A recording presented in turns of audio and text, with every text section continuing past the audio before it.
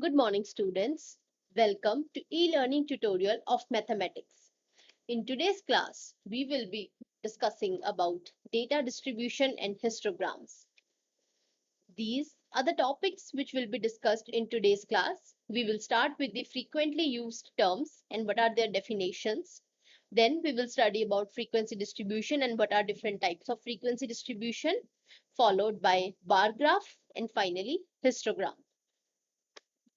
Starting with the frequently used terms.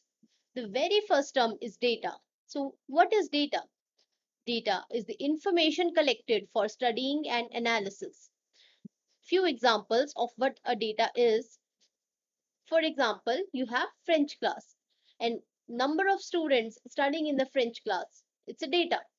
List of students studying in a French class is a data. Marks obtained by students in their annual exam is data. Number of runs scored by a batsman in last 10 matches. It's an example of data. Take a pen and paper and list down few more examples of what you think is the data. Next we have raw data. The data recorded in its original form is called raw data. Typically, raw data cannot be used directly for analysis. We derive patterns and reach conclusions by processing this raw data. Let's take an example that you are a shopkeeper and you keep note of everyone who comes into your shop and buys stuff. So in a notebook, you write name of the person and what are the items he bought.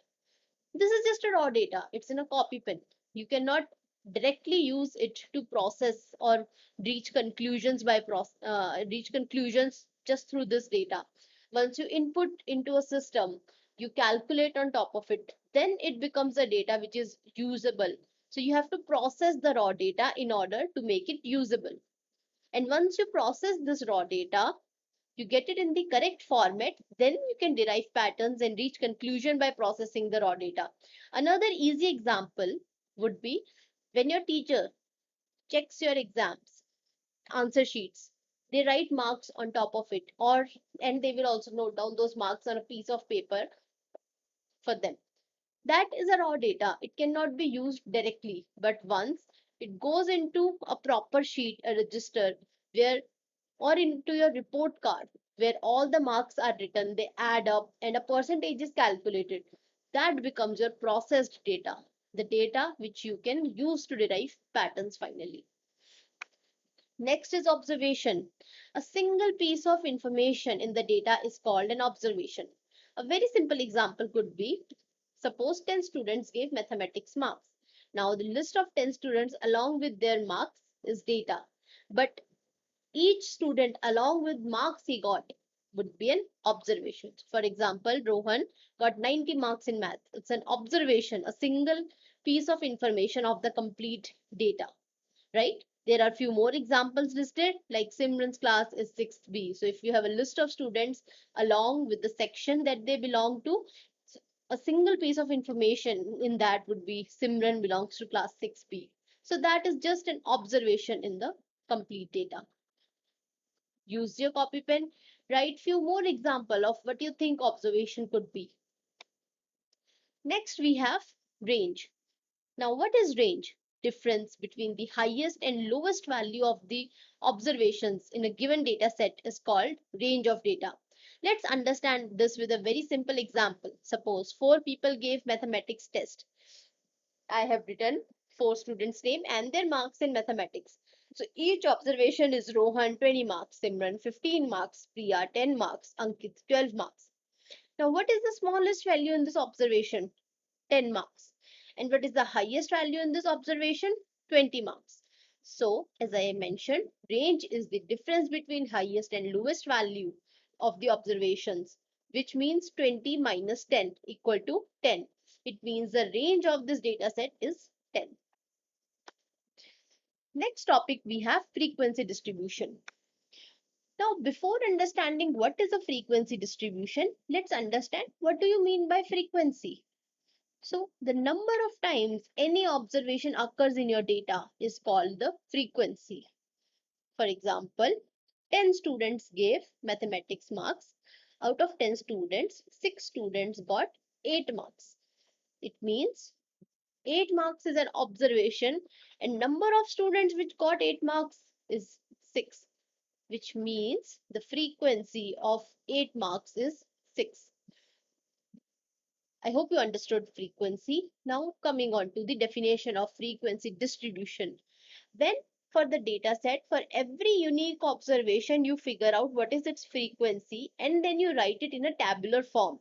So when we chart the frequencies of all the unique observations in a tabular form, this becomes your frequency distribution.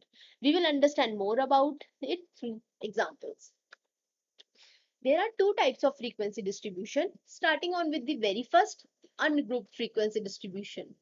So when all the observation of your frequency distribution in your frequency distribution are unique, then you call it ungrouped frequency distribution.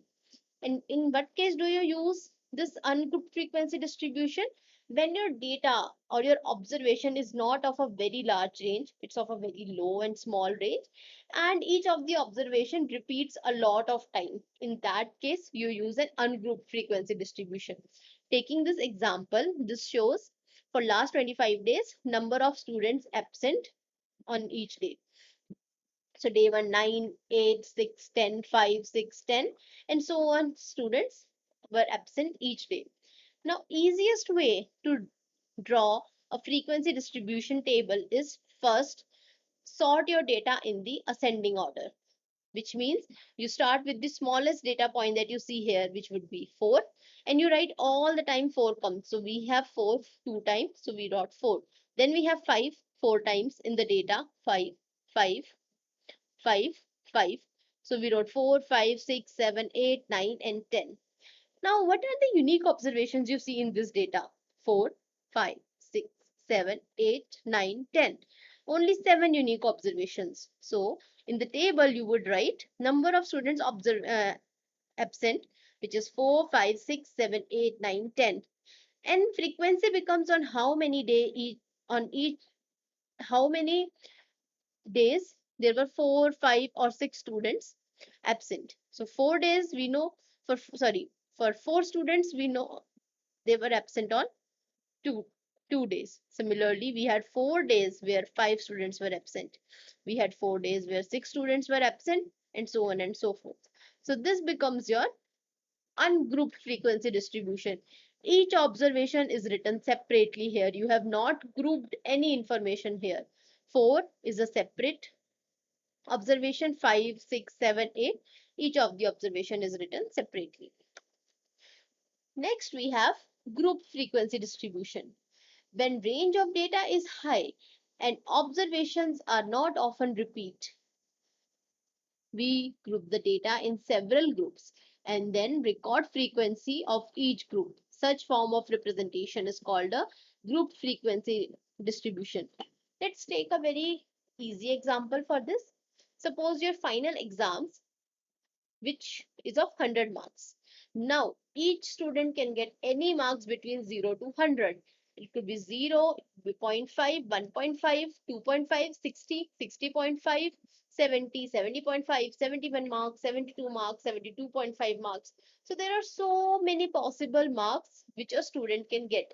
And you only have a class of 60 students, right? In this case, if you write data in the ungrouped frequency distribution, it will be a very big distribution. So in such cases, we group this distribution. For example, we create a group of students who got marks between 0 to 10, then 11 to 20, 21 to 30, 31 to 40, and so on. So in this way, there are only 10 groups to represent and not lot of unique values.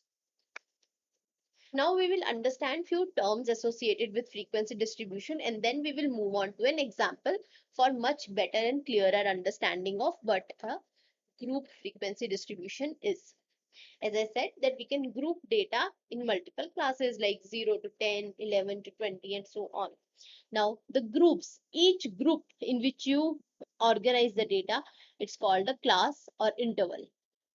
Now in this class, the upper limit and lower limit of class, For example, your data is divided into groups like 0 to 10, 10 to 20, 20 to 30, and so on. So if each of this represents one class or class interval, and then we take class 0 to 10. For example, 0 is the lower limit and 10 is the upper limit of class. Next, we have class size. Difference between upper limit and lower limit is known as class size. So if you have a class of 20 to 30, then your class size becomes 30 minus 20, which is 10. Class mark. It's the middle value of the class or the interval. It is obtained by adding its upper and lower limit and dividing it by 2. So for example, your class is 20 to 30. How will you calculate class marks? 20 plus 30, which is equal to 50, divided by 2 becomes 25. So for a class 20 to 30, class mark would be 25. Coming on to an example to understand group frequency distribution.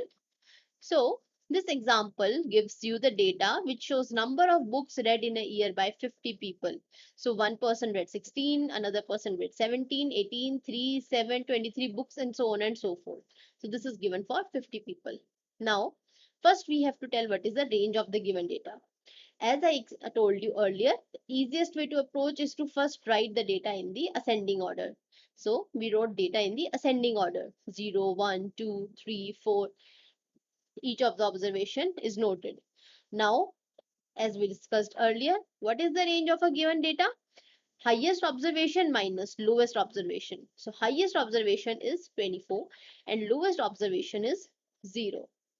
Hence, range would be 24 minus 0 equal to 24. Now, for this data, we can consider a class size of 5. So, you know the data ranges from 0 to 24. The easiest would be to consider a class size of 5. This will lead you having intervals like 0 to 5, 5 to 10, 10 to 15, 15 to 20, 20 to 25. So to prepare a frequency distribution, since this is big data, right? If you write 0 separately, then it will have frequency 1. So 0 to 24, this data has 24 different unique observations. So if you have to prepare a table in ungrouped frequency distribution, this will become quite bit a hassle and it will be very difficult to represent. That is why we group this data into 5 groups. And then, as we discussed, it would be 0 to 5, 5 to 10, 10 to 15, 15 to 20, and 20 to 25 interval. Why did we stop at 20 to 25? As you remember, the highest value was 24. Hence, our last interval would be 20 to 25, as we do not have any value beyond this interval. Now, we also wrote the frequency in each of the group. So 0 to 5, we have 8 people. 5 to 10 books, 10 people have read. 10 to 15 books, 11 people read. 15 to 20 books, 12 people read. And 20 to 25 books, 9 people read. Another thing is the telemark. So how do you do a telemarks representation? You make it in a set of 5. And how do you write 5? So 4 vertical sticks and then a horizontal slant and then a slant through. So this becomes 5. Since we have 8, so we did 4 vertical and a slant through 5, then 6, 7, 8. For 10, we have 4 vertical and a slant through 5, then again 4 vertical and a slant through 5. For 11, we have 2 full sets and then additional 10 plus 1, 1 we have extra. And similarly, we did for 12 and 9. So this becomes your grouped frequency distribution. I hope you understood difference between grouped and ungrouped frequency distribution now. And the last task here is the class mark. As we studied, class mark is lower limit plus upper limit by 2. So for each of the interval, first interval we have 0 to 5. So we did 0 to 0 plus 5 by 2, 2.5. Next interval is 5 by 10. 5 plus 10 by 2, 7.5. So on and so forth. Our last interval is 20 to 25. So 20 plus 25, 45 by 2, 22.5. Next topic is bar graphs. So what is a bar graph? A bar graph is a visual representation of numerical data using rectangular bars of equal width placed horizontally or vertically, separated from an equal distance from each other. These are two ways you can illustrate a bar graph. These are horizontal bars, and if you see, they are equidistant from each other and they have space, a distance between each of the bar. Now, what information is this bar graph representing? For each of the section, what are the number of students in the class? And same information you can also represent in a vertical bar graph. Now, next thing is double bar graph. Now, what do you think is a double bar graph? In a bar graph, you can only represent one data point at a time. So, in one section, how many students are there? But when you have to represent two data sets and do a comparison between them, in that case, the two data sets are represented using double bar graph. Let's understand this with the help of an example. In previous example, you showed total students by section. So that was a single data point. But here in this example, you have to show number of boys in a class and number of girls in a class in each of the section. So section A, that's why we use two bar graphs. So in section A, the light blue bar graph tells number of boys in the class and the dark blue bar graph tells number of girls in the class. This way we represent both boys and girls in each of the class by using a double bar graph, and you can do a comparison of how many boys and girls are in each of the section. And last topic is histograms. So a histogram is also a rectangular bar with equal width, but it does not have any gaps or distance between two bars. All the bars are kept adjacent to each other without any space between them, and the width of each bar represents class interval and height of bar represents frequency. Let's move on to an example of a histogram. The question says the table shows number of shirts sold in a clothing store based on different price ranges. Represent the data in a form of a histogram. So this is a table where they have said that they sold 3 shirts for 8 to 850 rupees, 2 shirts for 850 to 900 rupees, 5 shirts for 900 to 950 rupees, and so on till 1150 to 1200 rupees. They sold 7 shirts. Now, this price range, the intervals are represented on x-axis, and on y-axis we represent the frequency, which in this case is the number of shirts sold. Please note that since the first class interval starts at 800, which is far away from origin, that's why there is this jagged line. This is called a kink, and this represents that graph is not beginning at 0 but at 8. So now we know our class interval, our class size is 50. So first bar is 8, so 8 to 850, 900, 950, and so on and so forth. So first range is 8 to 850, 8 to 850, and we have 3 shirts sold. So we have 3 shirts sold. So first bar represents 8 to 850 range with 3 shirts sold. Second bar represents 850 to 900 with only 2 shirts sold, and so on and so forth. As the scale is mentioned, on x-axis each unit is 50 rupees and on y-axis each unit is 1 shirt. So this is the example of your histogram. I hope you understood the concept of histogram well. Thank you, student. This was all for data distribution and histograms. I hope you understood the concepts, and I would suggest you to, after this class, take a copy, pen, open your textbook, take few questions and practice. Practice each of the concept that we have just now studied in the class, and that will help you gain better clarity for each of this topic and strengthen your concepts. Thank you.